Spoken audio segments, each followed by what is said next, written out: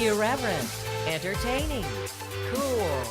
You're listening to LA Talk Radio.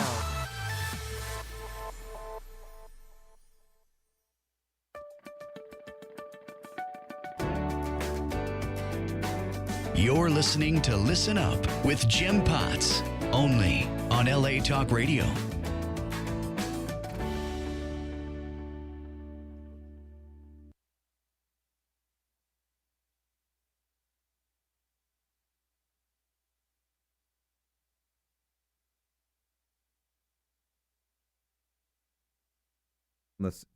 On the Santa Monica, Santa Clarita station.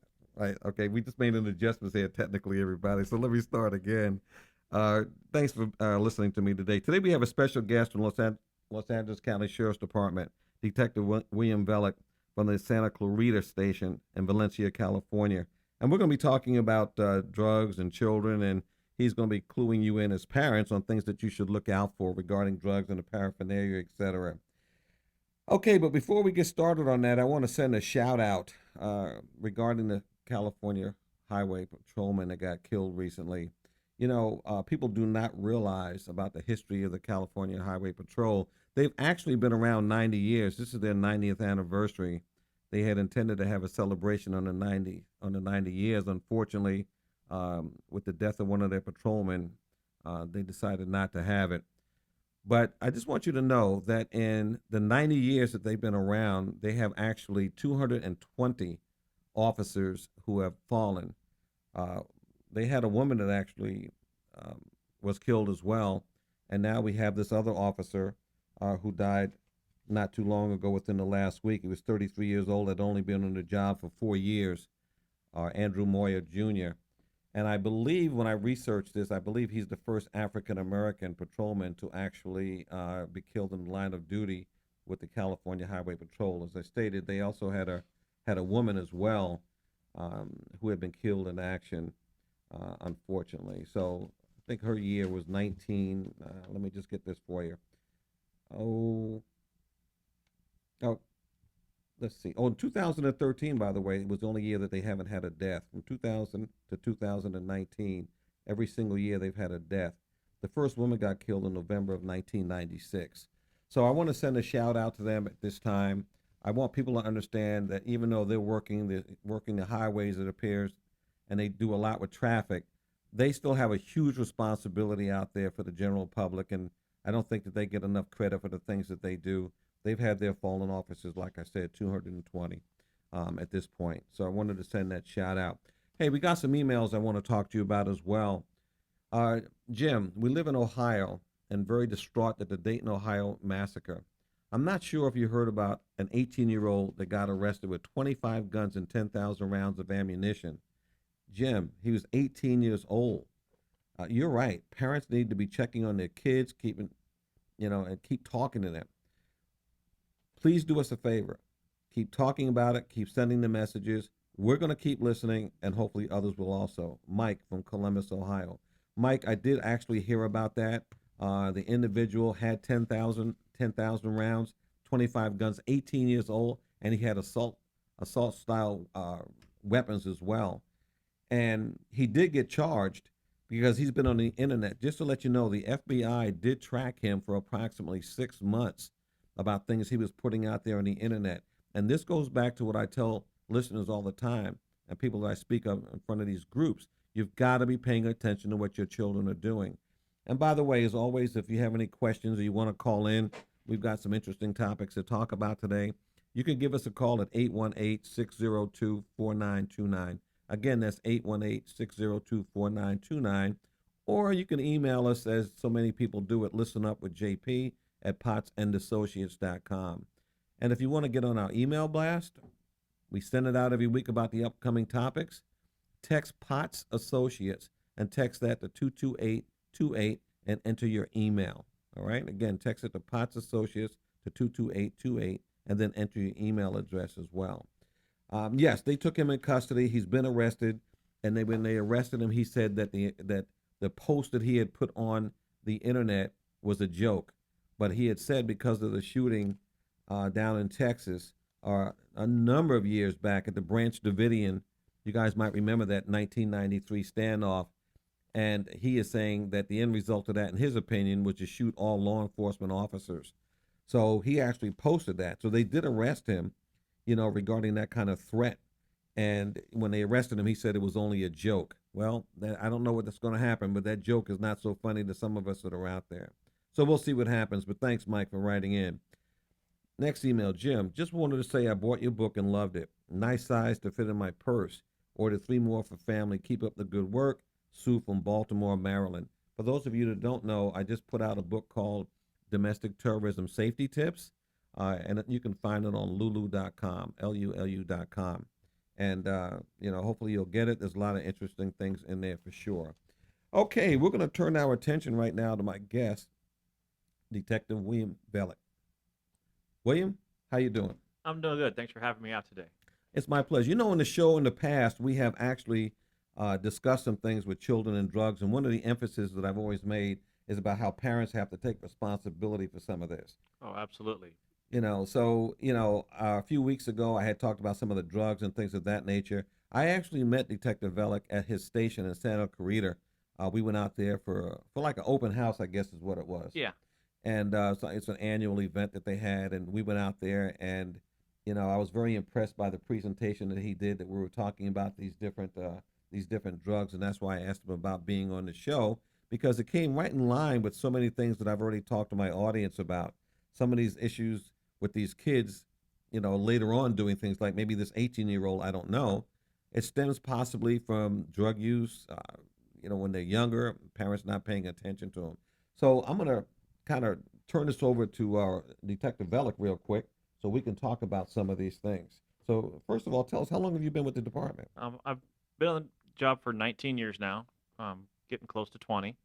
And for the last 9 years, I've been working at Santa Cruz Station with our juvenile intervention team. The team's primary focus is, as it says, juvenile intervention. We started with drug use and our juveniles in Santa Clarita. We've expanded to doing more outreach with our young adults. We just found that the kid, not just the kids, but just young adults are still living at home, transitioning into adulthood, are still struggling with some of the decision making, being on their own, and the drug use was continuing. So our target demographic is up to about 25 years old now.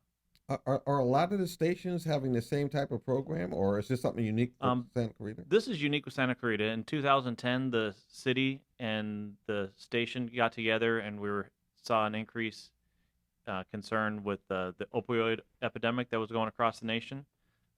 So the city of Santa Clarita sponsored this a trial team for us, and the trials have gone 9 years now, and we're going to expand hopefully next month. We're going to do another pilot project where we're going to try and see if we can expand our team and reach a few more people, with the focus being the drug education and intervention. Our 3-prong approach is education, intervention, and enforcement. And the education and intervention are the big piece that I work on, is making sure the community understands, and a big part with the parents understand what it is we're looking at, what they're seeing with their kids, so they can recognize the problem before it gets too big. And what about at the school level? What's going on? I mean, is there a particular, like grades 1 through 12 that's more of a concern? Well, we work closely with our school resource officers. So we have deputies. We have 6 school resource deputies that have an office on each of our comprehensive high schools, working with the Hart School District. And they also work very closely with their feeder junior highs, and then to a lesser extent at the elementary schools. But we've at every high school and junior high campus across the board in our valley, private or public, we've seen drugs come onto campus. So we work quite a bit with our school staff. We do annual teaching with our school staff, whether it be the administrative teams or the campus supervisors that are out, monitoring the kids when they're out in the wild on campus and walking around, so that they know what it is they're looking for, and it can immediately recognize some of the problems. And when we think about schools, what about the legalities of searches and searches of lockers and the responsibility of the schools? That's the responsibility of the school. Okay. We're there to assist. The school staff, the administrative teams, have the same responsibility and rights to search a student as the parents do. So when we give our children to those school administrators, um, we expect them to take care of our children, and they have the responsibility of keeping them safe not only from outside threats but from inside threats from other students. So with that great responsibility that we give them the latitude to search a backpack, search a locker, search a car if they drove a car onto campus. And the administrators actually have the authority to do that without a warrant, or just because they feel they need to, because something has triggered them. The deputies will just stand by for safety reasons. Okay, so they're there for safety, and then they can become the arresting or the transport. I should say, because I recall transporting versus the arrest, because the school makes the arrest. Yes, if something gets to that level, then Right. then the deputies will write the report if a report's necessary. If an arrest does need to be taken, and they transport the juvenile to the station, do the booking, release to parents. Um, they'll also work with the students if there's a student that needs to be placed on a 72-hour hold. We do run into that with the vast number of students that we have. We have well over 20,000 students just in the Hart District. Mm-hmm. Our city has 72 school campuses throughout our valley. Wow. So we have a lot of students. It's a large city, Mm-hmm. and most of that's taken care of by those 6 school resource officers. Wow. So they got a big job. They do have a big job out there. So as I recall, when I was on the department, there's no search warrants that are necessary for that. Then. No, if something gets to the level where we do need to do that, where we're beginning an investigation, we want to go back to somebody's home, or if the student is parking a car off site, we'll just secure the area, and then the appropriate detective would write the search warrant. Okay. One of the things that we talked about when we were out there at the station, it was a few things, but one of the things that I was amazed at is the way that these kids actually mask the drugs and the way that they hide these things. We could talk about that piece first, and maybe talk about some of the drugs that they're using as well. What do you think? A big part of what I do when I do the parent education is teaching parents how to look in a bedroom, how to search a car, what they're looking for. Because for a lot of parents that haven't grown up in a drug culture, Mhm. and they've never used anything, they don't know what the items are. Even if they have grown up or they did smoke marijuana when they were in school or when they were younger, the drug has changed. With the dispensaries that are there, the medical marijuanas, all the edibles, all the different things that are there, the vaping now. There's so many different things that have changed in the last decade, that parents of teenagers, that if they used in their teens, it was a long time ago. Mhm. So teaching parents what to recognize and how to look for things. Let's talk about the vaping real quick before we get into the other more serious areas. Is vaping dangerous for these kids? Absolutely. The vaping. One thing that parents don't realize is that you can vape THC. It comes in a standard vape. It doesn't smell like marijuana anymore. They can actually add scents so it smells or tastes like a regular vape.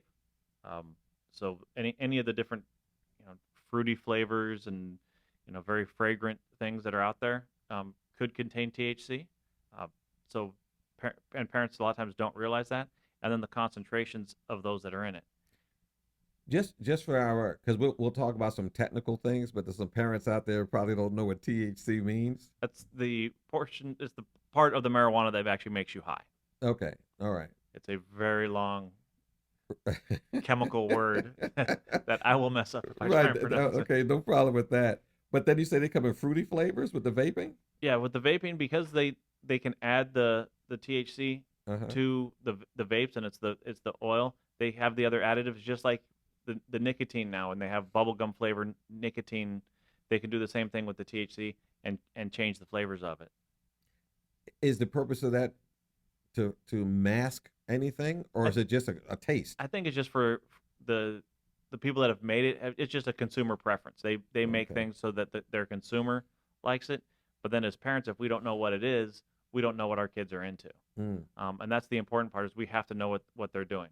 I talk to parents all the time about going into your child's room, and parents go, "Oh, that's his space. That's where he wants to, that's his private area." And I tell them, no, they don't have that. We have to be their parent. We have to go in. We have to look. We have to look in their car. If we're providing our children a car and they're driving it around, we need to sit in that car and we need to search it. We need to go through it. If you want to do it with your child, okay, then do it with them, but don't let them know ahead of time that it's going to happen. You know, I've got a grandson that just started driving his own car, and one of the things I told him also, because he's a football player, so he's not into drugs. He doesn't appear to be, and says he's not. But I always tell him when you're driving that vehicle, be careful of who else is in your vehicle. Oh, absolutely. And whether it's drugs or alcohol, if it's in that car, captain of the ship.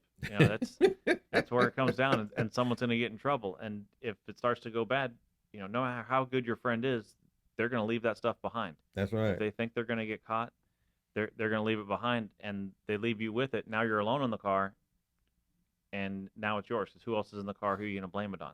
So you hear that, parents? Make sure that you tell your children when they're out there driving around, they better know who their friends are. Hey, let's turn our attention now.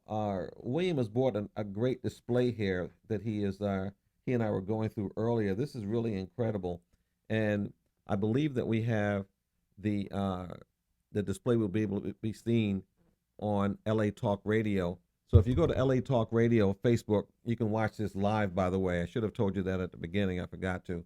I was just so excited about William being here today. So go to LA Talk Radio, go to Facebook, and we are on live, all right? So take a moment to do that if you haven't done that, because I want you to be able to see this display board that's up here as well. So, okay, so William, explain. Let's start over here on the left-hand side, because I can see the spoons up there and the other paraphernalia. This side, like I said, when we first started, we were really looking at the heroin use with the opioid epidemic that's just been across the country. There hasn't been a community in our country that's been immune from it. Mm-hmm. But parents and people that aren't into narcotics use don't know what these things are. So we have, I have some spoons, which if you found the spoons in just anywhere in the house, in a car, you'd probably recognize it. The syringes you would recognize, most people would, as being a problem. Well, let's tell them about the spoons, because I'm looking at these spoons. The spoons are bent, okay, and then in the bowl of the spoon, there appears to be where it's kind of like burned, etc. as well. Is that a sign that? Well, on the bottom of the spoon, you can see where it's burned. The inside the spoon, in the bowl of the spoon, is where the drug was mixed. So this one I got from a heroin user. It's the remnants of black tar heroin that was mixed with water, heated, reduced down, and then drawn into a syringe.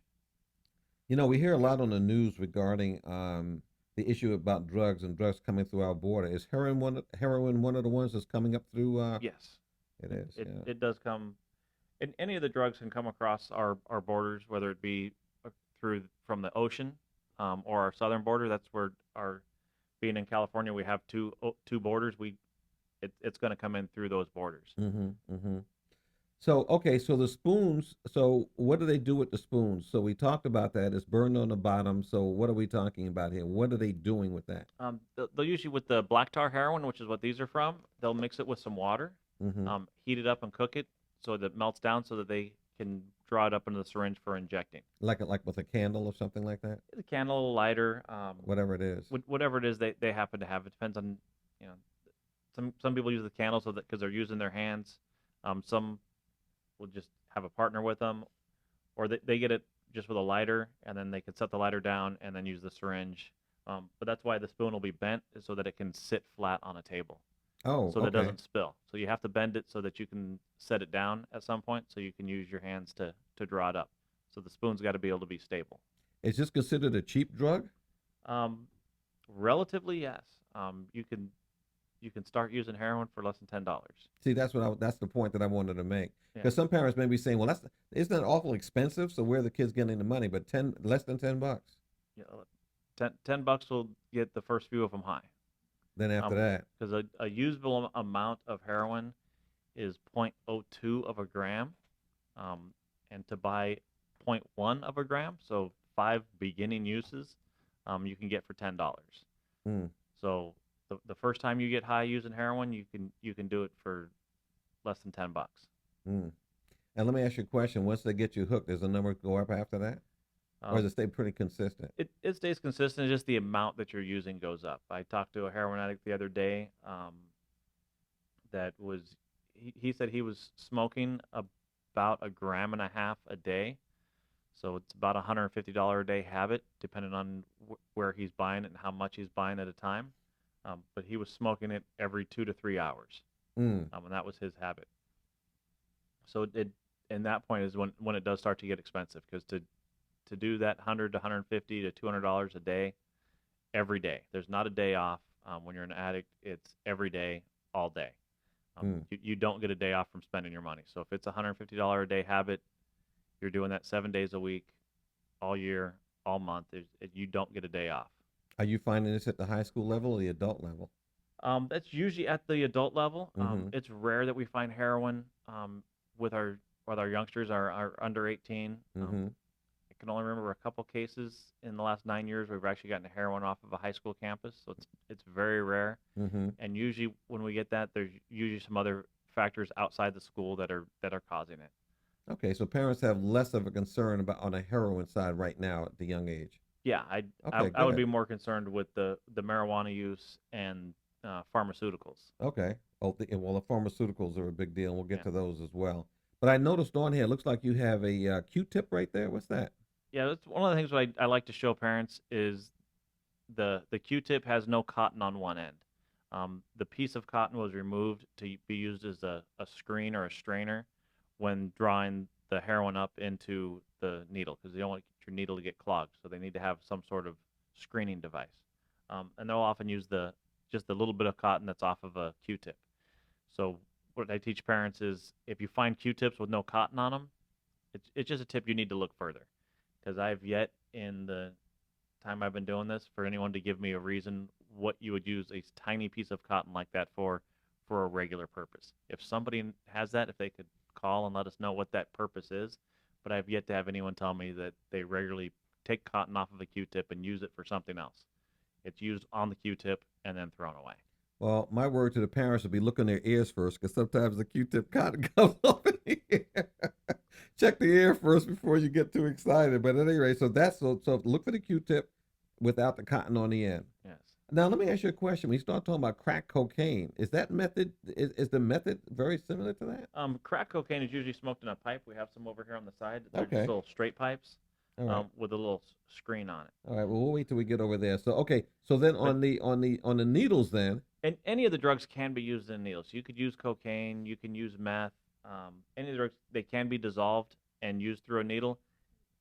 Typically, heroin and maybe the methamphetamine we would see used in a needle. The cocaine, typically we don't see it. You can do it, but typically it's not something that we see. Yeah. Track marks can also be shown, correct? Yeah, those are usually pretty easy. If people, the heavy users, you're seeing marks on their arms. Some of our young users and people that are, at least in Santa Clarita, we see people, they don't shoot in their arms, they'll shoot in other areas so they can hide it. So they'll shoot in their legs, their toes, yeah, things like that, so that they can hide those marks. They don't really start getting the track marks until they're really heavily into it. If you're seeing track marks, they're heavy. There's a big problem. I mean, you really need to do some interventions fast. Well, I see. Okay, moving down the line here, looks like you have a little knife over there in the corner. What is that for? On the knife, I just show that just because the end of it's burned, and they just use it as a scraping device to clean out any of the stuff that they're using.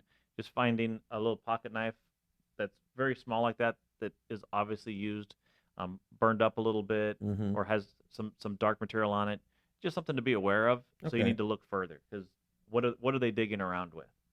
And I see you also have a paper clip. Yes, you can actually smoke heroin off the end of a paper clip. You gotta be kidding me! So, It'd be so small. How is that possible?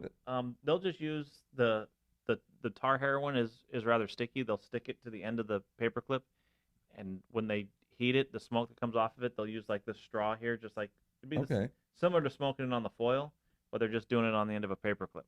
Wow. So finding a burnt paper clip in your kitchen trash can. Again, it's just something for parents to see and go, hey, I need to look further. I need to find out why. There might be a legitimate reason. Oftentimes we'll also see paper clips used in some of these other devices, like in the pipes. The residue that collects on the side of the pipe still has drug in it, so they'll scrape all the residue off and smoke that. Okay. So straightened paper clips that are burned can be used both ways. So it's just something that I want to show parents to go, hey, it's a clue. What are you looking at? Why is it there? What's the purpose of it? Right. And I see you also have like a roll. Is that a roll of it? What is that? That was just a tie off that this particular heroin user that I had. It's just an elastic tie off that he would use to tie off when trying to get a good vein in his arm, as opposed to just your old-fashioned shoelace or a belt. Right. This gentleman actually used an elastic tie-off. Yeah, just let you guys know what a tie-off is. You guys have probably seen it in the movies where they turn around and they wrap it around, the part above the vein there, so it kind of makes the vein pop up a little bit. So they use something to constrict it, basically. I mean, would that be right? Yes, just like when you're given a blood sample at the doctor's office and they put the elastic band around your arm so they can My eyes are always closed. I don't know stick what you a to little do. better. Just kidding. Now I see you have a piece of balled up foil as well. Yes, the foil. A lot of our beginning heroin users start off by smoking it. Most of them smoke it on a piece of foil. So underneath you can see where these small pieces of foil are. But what we find is the balled up foil. They don't keep it nice and flat like I show it here. It's balled up. So if you saw that in the trash can in your child's bathroom, you may not think anything of it. But I told Frank, you have to open it up and see what it was. What did they use this little piece of foil for? Because you can't even. But the only thing that's maybe that small is like an old ding dong. But you can't wrap up a sandwich with that. Right. It's just something that I point out for parents to make sure that they're looking at stuff. Again, these simple clues that if you don't know and you're not aware of it, a piece of foil like that or a paper clip or a Q-tip would not normally cause a concern unless you know what to look for. See, what we're talking about again? Awareness. Yes, and that's the big part that we do with our community outreach is just being aware. I bring these display cases. I have a bigger display case. I have several different display cases we do, and we go talk to PTA groups. I talk to the Lions Club, Elks Club, any community organization. If just a neighborhood watch wanted me to come out, any group where we can get any group 20 or more together, me or my partner will come out. We'll bring our display cases and we'll talk to them about what to look for. We try and show up where the people are already at. Okay. Now, going to the center display now, up in the upper left-hand corner, I see marijuana is the label there. So let's talk about that. Those are some homemade marijuana pipes that we were able to get off of some youngsters. This is a pen cap, and on the end is actually a socket taken out of probably Dad's toolbox. Same You with mean like you would put with a socket wrench? Yes, same with this one here. The end of it is off yeah. of a socket wrench. They use that to create the bowl to put the marijuana in for actually smoking the plant. These other two are just pen caps, and the metal that they shoved in there is the metal part off of a number 2 pencil. Yeah, I was getting ready to say that one right there in the center. That's the where the eraser comes out of. Yes, so they just take that, put it in a pen cap. The pen cap is hollow. Doesn't take much. This other one was actually made. Kid made it at home with. Just had some pieces of metal he screwed together and was able to do that. In the bigger display case I actually have a pipe made out of an apple. Really? Yes. A regular apple? A regular apple. Wow. So you doesn't that get a little ripe after a while though? It's a one use thing, and I always tell parents, if all of a sudden your kid starts eating an apple and it appears hot, like they're burning their mouth on an apple, that's a clue. That's a clue. But yeah, so I guess what we want to tell the dads is go and check your socket wrenches to make sure all the ones are still. Yeah, if the little ones are missing, you might not have dropped it underneath the car. Now, on the right side of it, what is that? Like a little bong right there? It's a pipe, I guess. That's a glass pipe. They're for sale in any tobacco shop, or what we used to refer to as head shops. Right. If you go in, it's a pipe that's legally made, legally sold to smoke tobacco products. And now with the legalization of marijuana, legal for that. They're a little more expensive because of the artwork that's in the glass. Some of them can get very pricey. Some of the bongs, like I have a little bong here that's just a water pipe. Some of them get very large and ornate, so they do get expensive.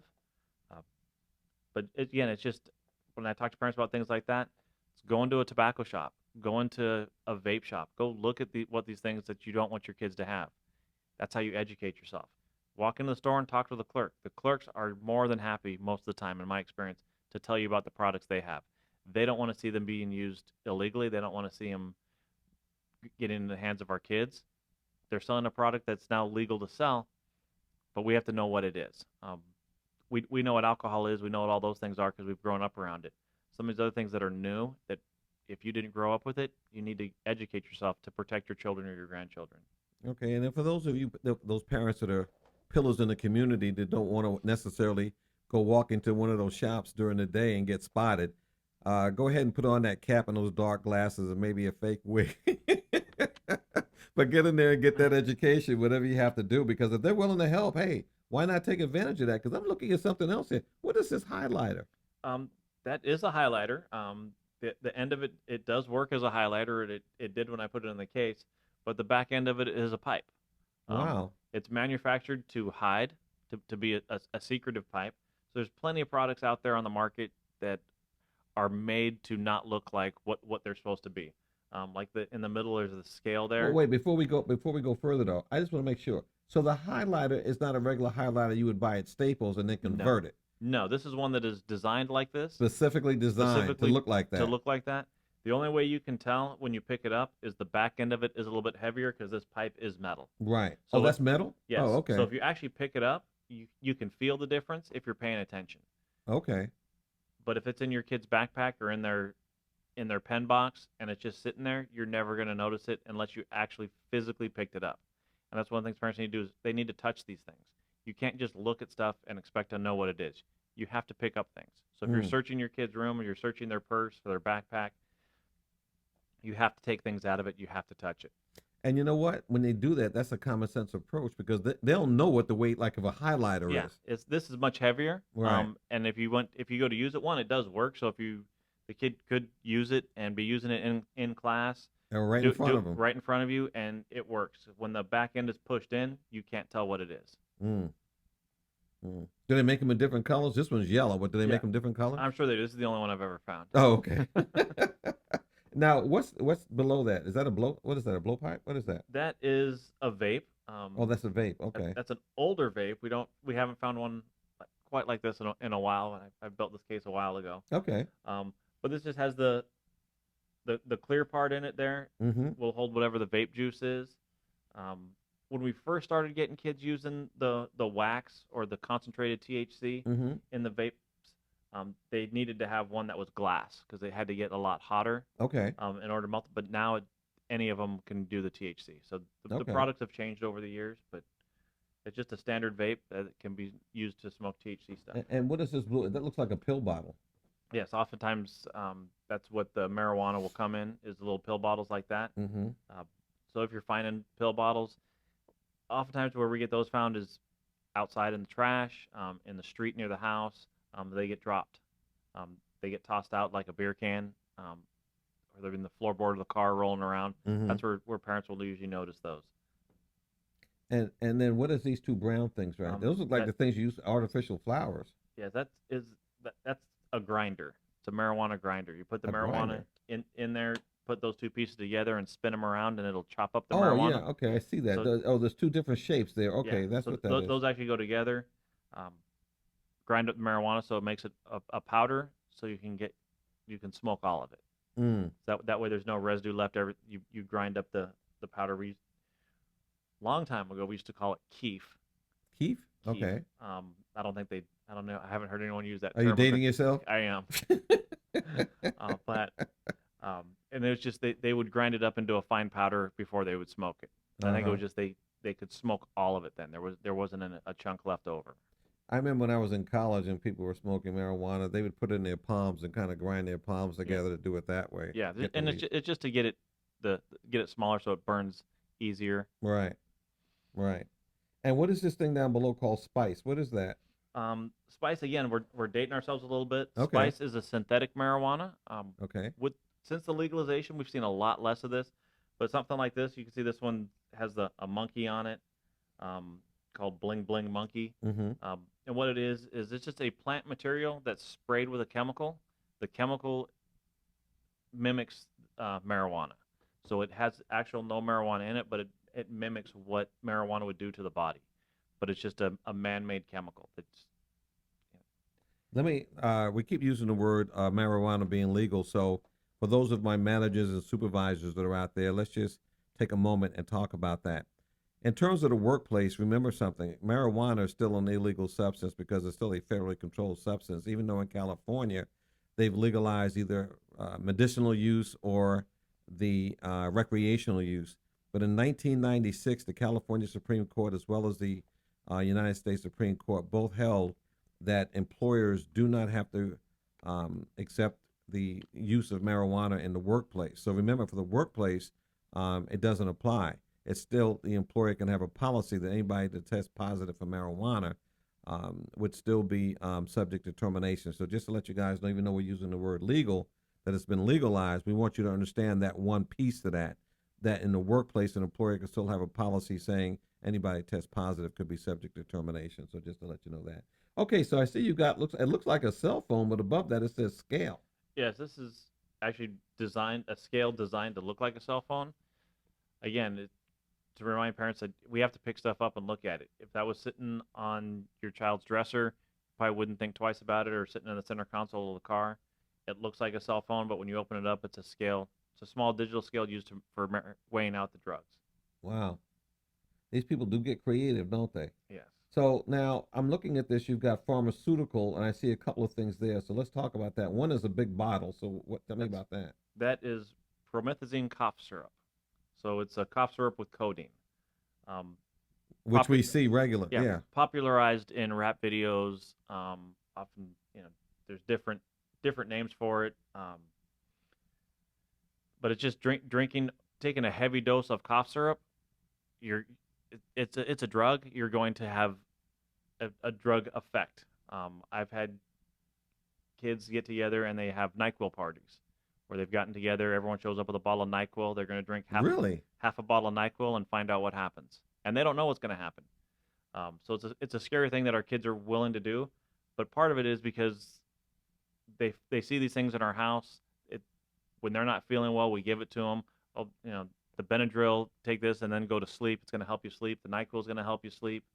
So different things that we as parents give our kids as they're growing up, they no longer have a fear of it, and they're willing to take more of it. So they're willing to drink half a bottle of NyQuil because they've had NyQuil their whole life. We've given it to them as they were growing up, so they don't have that fear of what's going to happen. So we have to pay attention to these things. Well, you know what? Let's talk about the medicine cabinets. Let's take a moment on that, because one of the things when we went out to the station, you guys were talking about the fact that the medicine cabinet and going in there and getting out the old drugs, and you can take them to the station, et cetera. Yeah. We do. We used to have, all the stations used to have a collection site that we kept. They're no longer there all the time. We do specific days where we do drug collections. DEA does them twice a year. I think it's coming up in October. I think it's October. The DEA will do one of their annual drug takebacks. So there'll be places all over the country that the DEA will be collecting at different pharmacies. So we'll have one at our sheriff station. I can look that up on the internet to see when it's going to be? Yes. Okay. I'm sorry, so go ahead. And we put it out. We'll put it out on our different social media platforms when it's going to be. We work with one of our local pharmacies. We'll have the collection site at the station. So we'll work with the DEA, I believe it's Ralph's Pharmacy, and Santa Cruz Sheriff Station to host one in Santa Cruz, and they're all over the place. But getting the drugs back, once you're done using your medications, absolutely they need to be out of the house. When I was a kid, and a lot of people still do it, you have a medicine cabinet. It's in your bathroom. All your medicines go in the medicine cabinet. It's just an old habit that we all have. It's something that our grandparents taught us, our parents taught us, and we're just all used to it. But then that's kept all in the bathroom. And the bathroom is the one place in our home that we allow any visitor to go into and have complete privacy for however long they need. Oh, yeah, that's true. So we're keeping something that's very dangerous in a space that we allow somebody to have complete privacy. And maybe we don't know everybody that comes to our house. Maybe we don't know what some of our kids' friends are doing. Or social gatherings. Yeah. And you can't look at somebody and recognize them as a drug addict. It's somebody that has, a substance abuse problem. So having the access for them to have access to that can be dangerous. So we need to change our habits. All of our prescriptions need to be put somewhere else. They need to be in another location where we can, and then get rid of them when we're done with them. And don't flush them down the toilet. No, that's not good for the environment. Right. Okay, let's keep moving because I'm watching the time also. Methamphetamine. So tell me about that. Meth. We still get. It's probably still one of the most abused drugs that we see. Is probably one of our more common arrests is methamphetamine. It's a stimulant. We've had problems with it for decades now. So the standard methamphetamine pipe is just a little glass pipe with a bulbous end on one end, as opposed to the crack pipe, which is just a straight glass pipe. So it's just the difference in those two. So these Two are just drugs. pieces of. I'm looking at the crack pipe. So those are just really what 4 inch, 3 to 4 inch type of just pieces of glass. Yes. The one all the way on the left there that's clean and has the little silk flower in Right. it. Uh-huh. Oftentimes, if you go into a liquor store, um, 7-Eleven, gas station store, you'll see those little silk roses in a straight glass vase Right. for sale by the counter. Right. That's a crack pipe. Um, Really. would your wife appreciate you bringing home that and saying, I'm sorry for being late, or I said the wrong thing? That's not much of an apology. At least not in my house. I haven't found any woman I yet bring that, the real flowers, not yeah, those. that, that that's not what that's for. So, because all they do is take that out and they put in a little screen, a little piece of Brillo pad into the end, and now it's And a there it crack is. pipe. So, And this hiding spot. What is this down here? The silver thing. that's just a hide key.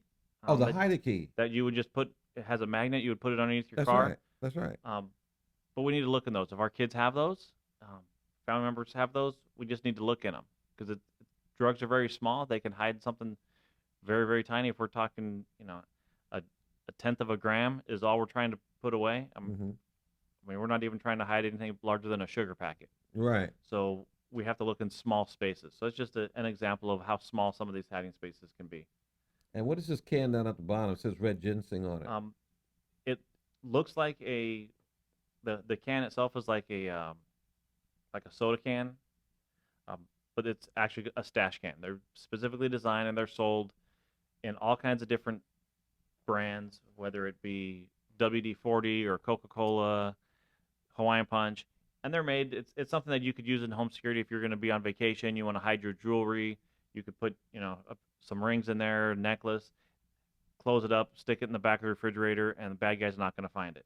But our kids are going to hide their drugs in that and leave it sitting on their counter in the bedroom, or it's in their backpack, and we're not going to pick it up. So we have to look at it. Pay attention to it, shake it, check see if it unscrews. If they've had the same soda in their room for 3 weeks, it's probably Right. not a soda. It's probably not a soda. So it's just a reminder to parents that we need to look at everything. Anything Mhm. can be a hiding spot. Mm-hmm. When you say anything could be a hiding spot, I had a flashback because you can also take an old book. I don't know if you're aware of this, but then what you do, you can cut out the center of the pages from the book, and then you close the book and just stick it. I've had those. Uh-huh. I've only found one in my career, but I did find one. And the way I found it, I was actually just searching a child's bedroom. We were just looking, and I would just stand there looking at the room. We couldn't figure out. We were fairly certain that there was something in there. We just couldn't tell where it was. And on the bookshelf in front of that book, the bookshelf was very dusty, except on the shelf right in front of that book. And I just looked at the dust, and I was like, something's wrong with this book. Right. Because that book had obviously been the only book taken in and out over the past month or so, because the dust had settled. So now I look at dust patterns, and there's all kinds of Right. ways to look at stuff. So it's just paying attention to what's there and actually paying attention to the little things. Now over on this side, trying to get a little clearer view of this here, I see. I've seen these before. These are. Yeah. Go ahead. Yeah, those are all different types of inhalants. The Uh-huh. one you're pointing at, it's the old punch balloons that we That's would what get it for our was. kids that have a little Right. string on it. Attached to the bottom of it is the blue piece is called a cracker. Uh-huh. And inside the cracker, you would find the nitrous oxide propellant that was in that. If you put that in the cracker and you twist it, it just releases the nitrous oxide. Some tobacco stores, and this is where I found these, is you can find the balloon, the nitrous oxide, which is used as a whipped cream propellant. Oh yeah. That's usually what they're for. And the cracker, you can find them for sale all next to each other in a cabinet of a tobacco store. Wow. When I have found it, I've asked the owners, hey, why do you have this stuff? Do you know what it's used for? Oftentimes they don't know what it's used for. They just know it sells. Right. So I've brought to the attention of some tobacco store owners before. So this is what people are doing with it. They immediately took it off their shelves. Sometimes it's just people just don't know what it is. They know it sells, and if you put these things next to each other, people will They're come in gonna and buy sell it, and they're making a profit. Once they're educated a little bit and they understand what it is, a lot of our business owners don't want to be involved in this, Mm-hmm. and they immediately take it off the shelf. Tell the parents about the empty whipped cream cans also. Yes, whipped cream cans. If you're finding your whipped cream cans don't work, the same propellant that's in there can get somebody high, so they inhale the propellant without discharging the cream. So if you find your whipped cream is all of a sudden not working, but it's still full, somebody may have, little Johnny may have gone in there and got himself high one day. And I see a Rust-Oleum can here also. I've got that Yeah, in my workshop at the house. Tell me about it's that. just the old sniffing paint. It's been around for a long time. It's any kind of can anymore, whether it be the paint. We have nail polish remover, plastic cements, all those Mm-hmm. types of things. Anything that has fumes on it, if you see it, you know, in your child's bedroom, For no someplace reason. that it shouldn't be, are they doing that? Oftentimes now the dust off for the keyboards, Mm-hmm. we find those a lot, but you can inhale those. People actually get addicted to those. Really? The Um, dust off of the keyboards? Yes, Wow. the propellant in it, because it's a chemical, Right. it will get you high. So it just and kids, like I said, they're not afraid, and they hear these things, they see it on the internet, they see it on social media, so they give it a try, and they don't understand how bad the things can be. Mm-hmm. So some of it can be very, very bad because they're inhaling a chemical.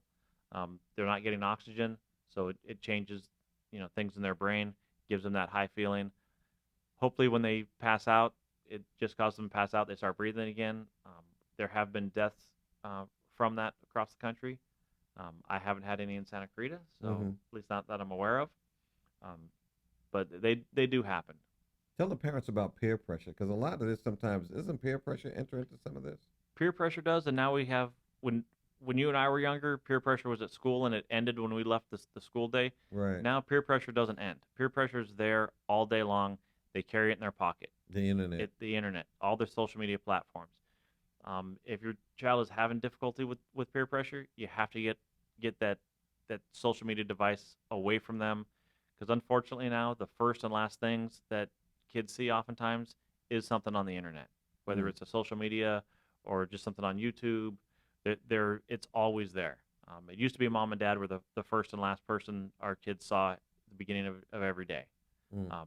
That's not the case anymore. If we're sending them into their bedrooms at night with any kind of device that can get on the internet, their first and last contacts of the day are somebody outside the home. So parents really need to look at that and really think about having a, a place, having the bedroom and the night be a place where we don't have those influences, because we need to be those positive influences. The people on the other end are not necessarily looking out for our kids' well-being. I tell parents all the time on the air, and also with some of the speeches that I give and some of the trainings that I give, you got to pay attention to what your kids are doing on the internet also, because kids are getting radicalized on the internet as well. Yeah, there's ideas that are out there that may not go well with your family values and what you're trying to raise your children to be. So we have to have those times where we don't have those influences. So Right. that's one of the big things we do now when we talk to parents about how to handle that. Is just have the stuff put away. Have a standard place in the house where all devices go. Devices don't go into the privacy of a bedroom. If it is, it's for a very short amount of time. Search the rooms. Search the rooms and just have a place, a common space in the house where those things are used. Even if it's we're all sitting in the same room and not having the TV on and everyone's doing their internet stuff or their social media things in the same room, we can sit in the same room and each do our Facebook and not interrupt each other, but at least we're there. So if something, they're less likely. I think our kids are less likely to do something that we're not going to approve of if we're in Mm-hmm. the same room with them. We only got a couple minutes left, but this looks like glue. Is that glue? Yes, that's just old glue, just old model glue, Right. nail polish, just anything that has fumes on it. We just need to pay attention to it. Um, our kids can inhale it, and it causes a feeling, and then I they remember. keep doing it. I remember back in the day, people used to get. We used to put models together. Remember those days? Yeah, I think that's old model glue That's actually. what I was saying. That's why I recognized that. It's all model glue. It's almost like you had to use a face mask in order to be able to get through putting a model airplane together back in the day. Well, let me ask you a question. We got about another minute or two. What final message would you think that you'd like to give parents out there? Be parents. We're parents to our children. We're not their friends. There is a distinct difference. They have plenty of friends. We don't need to be their friends. We can have a friendly relationship, and we can be friends when they're in their 30s, being adults and they're being productive. But when they're being raised, they need strong parents, and they need their parents to act like parents, not to act like their friends. Yeah, we try to get that message across. There's so many single parents out there now also, and some of these kids as they're coming up, they also know their rights. They always want to scream about their rights and things of that nature. I mean, we are living in different times with We some of this. we are, and that's where parents struggle sometimes. Is single parent families, they have to get along, but kids truly want a strong parent in their life. If you are a strong parent, your kids will appreciate it. There's going to be battles. We've all had our battles. I've got 5 kids. I've gone through my battles, and sometimes they still happen. But at the end of the day, they appreciate it. Well, we hope so, because let's face it, they are the ones that's going to be running this show, long after we're gone. Yes. So we hope that they're going to be on the right track, etc. Okay, listen, I really appreciate you coming out today, Well, thank you for having William. me. I really appreciate that. And maybe at some point in the future we could do some follow-ups, on some Sure. of this as well. I will be looking out for that October DEA collection and make sure I put that on the internet as well. If you do get that date, I'd appreciate it if you'd let us know I will. in case I miss out on that. I think that that's very important. I mean, these things about these drugs, the opioid crisis, everybody knows about it because it's been all over the news. Yes. And so the issue is not new. But again, I do thank you, and I also thank your station captain for letting you appear today. I think it's Captain Lewis, isn't it? Yes. Captain Lewis. So Captain Lewis, if you're listening, thank you very much for the opportunity to have William on the show. All right, you've been listening to Jim Potts on LA Talk Radio. It's time to close out the show now. If you like what you heard, hey, spread the word. But until then, be aware, be vigilant, and be safe. But more importantly, be a reluctant victim. And thanks for tuning in. Okay, that was painless. You're listening to Listen Up with Jim Potts. But that's only okay. That's what on the show LA is all Talk about, Radio. is having those kind of discussions.